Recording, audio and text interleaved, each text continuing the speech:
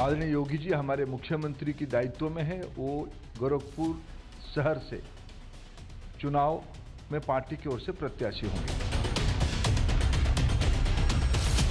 मुझे खुशी है इस बात की कि भारतीय जनता पार्टी ने पहले ही उन्हें अपने घर भेज दिया। सिटिंग एमएलए 83 थे, हमने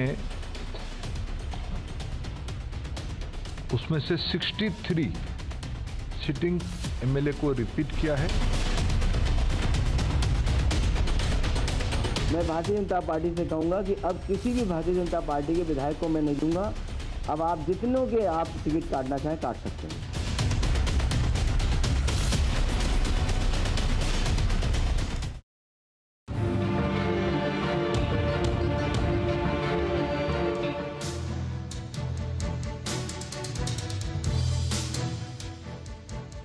नमस्कार, स्वागत है आपका हमारी इस खास पेशकश में। ना राम के घर से ना ही कृष्ण की नगरी से उत्तर प्रदेश के मुख्यमंत्री योगी आदित्यनाथ स्वयं अपने ही गढ़ गोरखपुर से चुनाव लड़ेंगे। ये बड़ी खबर हमारे पास है, आपको सुबह से इसके ऊपर अपडेट दे रहे हैं। लेकिन पहली सूची का सबसे पहला नाम ही चौंकाने वाला था बीजेपी का, क्योंकि कल देर रात यही चर्चा थी कि अयोध्या से चुनाव लड़ेंगे योगी जी। मगर आज दोपहर होते होते जब टिकट गोरखपुर से मिला तो सबसे पहले सबके मन में यही सवाल था कि अयोध्या ही से क्यों नहीं लड़ रहे हैं महाराज। नमस्कार, मैं हूं निशांत चतुर्वेदी। उत्तर प्रदेश की सियासत की सबसे बड़ी लड़ाई पर सबसे सटीक विश्लेषण शुरू करने जा रहे हैं। उससे पहले अभी एक बड़ी और एक्सक्लूसिव खबर देखिए जो सिर्फ और सिर्फ टीवी 9 भारतवर्ष के पास है। बड़ी खबर यह आ रही है टीवी 9 भारतवर्ष पर यूपी चुनाव से जुड़ी बड़ी खबर।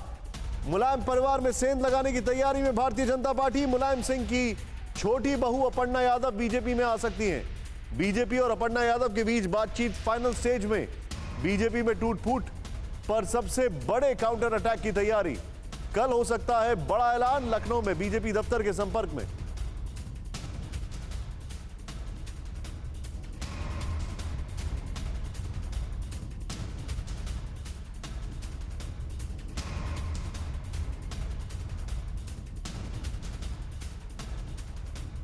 अभिषेक उपाध्याय इस वक्त हमारे सहयोगी हमारे साथ है। अभिषेक, बहुत बड़ी खबर। आपने मुझे परसों की बात है जब बोला था कि बीजेपी काउंटर अटैक करने जा रही है, क्या ये वही काउंटर अटैक है? बिल्कुल निशांत, ये वही काउंटर अटैक है और हमारी जानकारी ये है कि ये बातचीत एकदम फाइनल स्टेज में है और इस बात की संभावना है कि कल इसका ऐलान भी हो सकता है। अपर्णा यादव बहुत समय से योगी सरकार की तारीफ करती आ रही हैं। वो पार्टी लाइन जो है समाजवादी पार्टी की उसके विपरीत चलती आ रही हैं और हमारी जानकारी ये है कि जो ज्वाइनिंग कमेटी है जो एक बनाई गई है यूपी बीजेपी में, वो ज्वाइनिंग कमेटी भी अपर्णा यादव के संपर्क में है और उनकी बात ऊपर तक पहुंचाई गई है। बात उनकी हमारी जानकारी में एकदम फाइनल स्टेज में है और वो बीजेपी में आने को तैयार हैं। बीजेपी में वो शामिल हो सकती हैं और सूत्र बताते हैं कि कल इसका औपचारिक ऐलान भी हो सकता है। ये बड़ा पलटवार होगा बीजेपी का समाजवादी पार्टी की ओर से जो अभी जो तोड़फोड़ हुई है उसको देखते हुए। निशांत, आप जो बता रहे हैं उनको, आप ये जो जानकारी आप मुझे दे रहे हैं, मैं सीधे चलूंगा। यहाँ पर हमारे खास मेहमान भी जुड़ चुके हैं, क्विक रिएक्शन उनसे लेना चाहूँगा। यहाँ पर डॉक्टर वैदिक इस वक्त हमारे साथ हैं। डॉक्टर वेद प्रताप वैदिक हमारे साथ हैं। मेरे साथ शंभुनाथ शुक्ला जी हैं, सीनियर जर्नलिस्ट। आपका स्वागत है sir, thank you very much. मेरे साथ महंत राजू दास हनुमानगढ़ी के पुजारी इस वक्त हमारे साथ हैं। बहुत बहुत स्वागत है आपका। शहजाद पूनावाला बीजेपी के प्रवक्ता, नेशनल स्पोक्सपर्सन, आपका स्वागत है। घनश्याम तिवारी समाजवादी पार्टी से, उनके प्रवक्ता, आपका स्वागत है। और मुस्कुराते हुए कत्ल करने वाले सुरेंद्र राजपूत जी हमारे साथ हैं, आपका भी स्वागत है। लेकिन एक क्विक रिएक्शन यहां पर मैं ये जानना चाहूंगा। मेरे साथ शंभुनाथ जी है। शंभुनाथ जी, अगर ये जो खबर हम बता रहे हैं ये खबर सही हो रही है तो मैं आपसे ये जानना चाह रहा हूं कि उनका कोई जनाधार है या खाली उनकी सिग्निफिकेंस जो है वो खाली सिंबोलिज्म के लिहाज से है कि वो उस परिवार की बहू हैं, और ये सिंबोलिज्म वोटर्स में क्या ट्रांसलेट करेगा? देखिए, दो तीन बातें तो हो ही सकती हैं।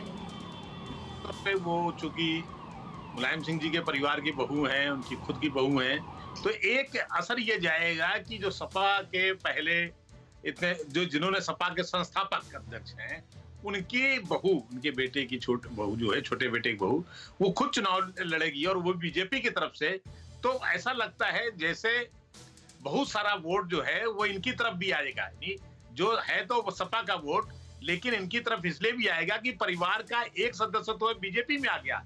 तो ये एक बीजेपी की जीत माननी चाहिए कि जो लगातार बीजेपी को डेंट मिल रहे थे, तो एक तरह से अब वो डेंट थोड़ा रुकेगा अपर्णा के आने से, और इसका फायदा कहीं ना कहीं किसी न किसी हद तक बीजेपी को मिलेगा। दूसरा ये भी मैसेज जाएगा कि कुछ भी हो, जो ओबीसी कहा जाता है ओबीसी टूट गए, ये टूट गए, वो टूट गए, तो अब अपर्णा यादव फिलहाल तो यादव ही मानी जाएंगी, वो मायके से क्या है उससे कोई वास्ता नहीं है। तो यानी एक तरह से एक बड़ा यादव चेहरा इनको मिल गया है और इसका लाभ निश्चित तौर पे आप जो बता रहे हैं शंभुनाथ जी, मैं सीधे चलूंगा अभिषेक के पास। अभिषेक, क्या ये भी कंफर्म है कि इनको टिकट भी मिल सकता है और कहां से मिल सकता है? देखिए, जाहिर सी बात है कि यहाँ पर आएंगी तो हमारी जो जानकारी है कि बिल्कुल उनको टिकट मिलने की संभावना है। वो यहाँ पर लखनऊ में कैंट से लड़ी थी पिछली बार, रीता बहुगुणा जोशी से वो चुनाव हार गई थी, और हमारी जानकारी ये भी कि समाजवादी पार्टी की ओर से उनको रायबरेली की तिलोई सीट का ऑफर दिया गया था। वो कई बार तिलोई गई भी, तिलोई में कार्यकर्ताओं से मिली भी, लेकिन आज भी जो उनका जो दिल है वो कैंट की सीट पर ही अटका हुआ है, क्योंकि वहाँ पर पहाड़ी वोटरों की संख्या बहुत ज़्यादा है। तो वो एक बिल्कुल आप जो कह रहे हैं वो लेकिन एक मिनट अभिषेक, इस पे क्लैरिटी में लेना चाहूंगा। आपने ये कहा है कि उनको समाजवादी पार्टी से टिकट ऑफर भी किया गया था, ये आप बात कहना चाह रहे हैं? बिल्कुल, मेरी जानकारी है कि समाजवादी पार्टी से जो तिलोई रायबरेली में तिलोई विधानसभा है वहाँ का उनको प्रस्ताव था। अभी वो चूंकि उसकी ऐलान नहीं हुआ था, लेकिन अंदर खाने से वो उनके पास था, वो वहाँ पर हो करके आई भी थी।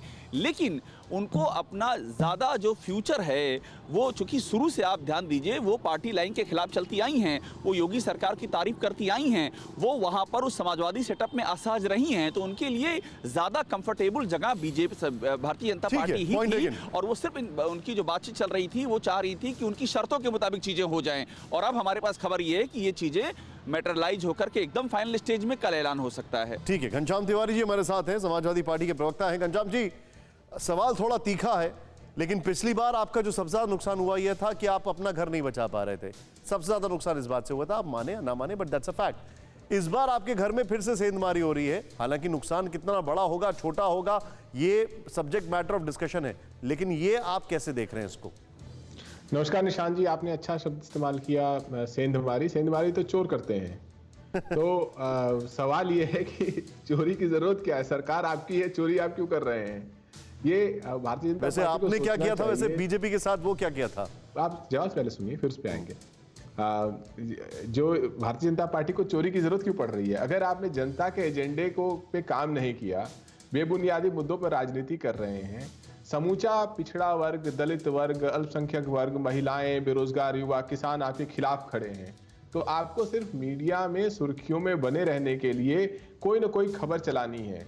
जैसे कि पहले भारतीय जनता पार्टी ने खबर चलवा दी कि आदित्यनाथ अयोध्या से लड़ेंगे, फिर कभी आया मथुरा से लड़ेंगे, ये खबरें चलती रही। कुछ टीवी आपकी बात नहीं कर रहा हूं, अनेक टीवी चैनल्स आज जो अघोषित भारतीय जनता पार्टी के जनरल सेक्रेटरी बने रहते हैं, उन्होंने बाकायदा प्रचार कर दिया, बहस करा दी कि आदित्यनाथ अयोध्या से चुनाव लड़ने वाले हैं। आदित्यनाथ जी अपना टिकट मांगने के लिए दिल्ली में 5 दिन से बैठे थे, आज पता नहीं कहां बैठे हैं, उसको अभी उनकी ताकत बताया गया। तो भारतीय जनता पार्टी क्योंकि उनके पास कहने को जनता से कुछ नहीं है, तो कुछ खबरों पर अपनी राजनीति कर रही है। इन खबरों से कोई असर नहीं पड़ने वाला इस समय। लड़ाई आप जो बता रहे हैं सर, वैसे आपने अगर उसको चोरी कहा है तो बीजेपी वाले बोलेंगे आपने तो डकैती कर डाली। शहजाद मेरे साथ है। शहजाद, बड़ा सवाल खड़ा ये होता है जो मैं जानना चाह रहा हूं आपसे, अभी के इन हालात में, वो बड़ी पुरानी कहावत है ना कि भागते भूत की लंगोट, अभी मतलब आपको जो मिल जाए कैसे भी आपको बस रिटर्न करना है उनको, क्योंकि एक आपका परसेप्शन खराब हो रहा है।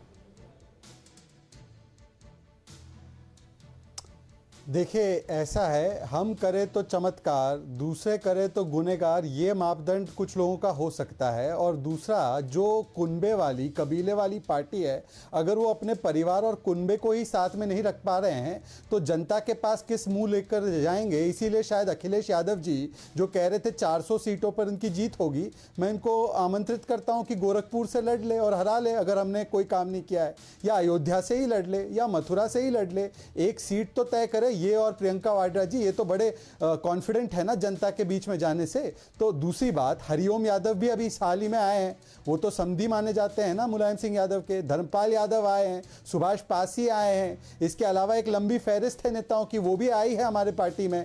पर देखिए, हमने उसका कोई प्रचार प्रसार नहीं किया।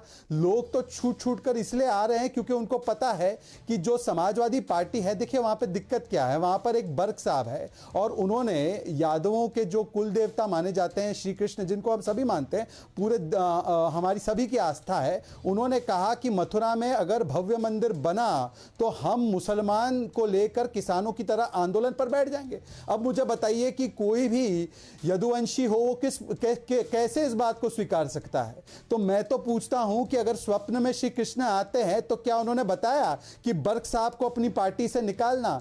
शायद उन्होंने यह भी कहा होगा कि राम कार सेवकों पर जो गोलियां चलाने का आप अभिमान मानते थे, वो कम से कम अभिमान मानना बंद कर दीजिए। तो मुझे बताएं घनश्याम तिवारी जी कि अगर कृष्ण मंदिर के बारे में, मथुरा जी के बारे में ऐसी बातें बर्क साहब करेंगे तो कोई भी उनकी पार्टी में, चाहे परिवार से ही क्यों ना हो, क्यों रहना चाहेगा? कोरोना धर्म नहीं देखता, जात नहीं देखता, अमीर गरीब ऊंच नीच नहीं देखता। कोरोना सिर्फ मौका देखता है, लेकिन आप उसे मौका मत दीजिए। बस इतना कीजिए, जब कभी दफ्तर से, बाजार से घर लौटिए तो इतना ख्याल जरूर रखिए कहीं आपके साथ कोरोना आपके घर तो नहीं जा रहा। भूलिए मत, कोरोना अभी जिंदा है।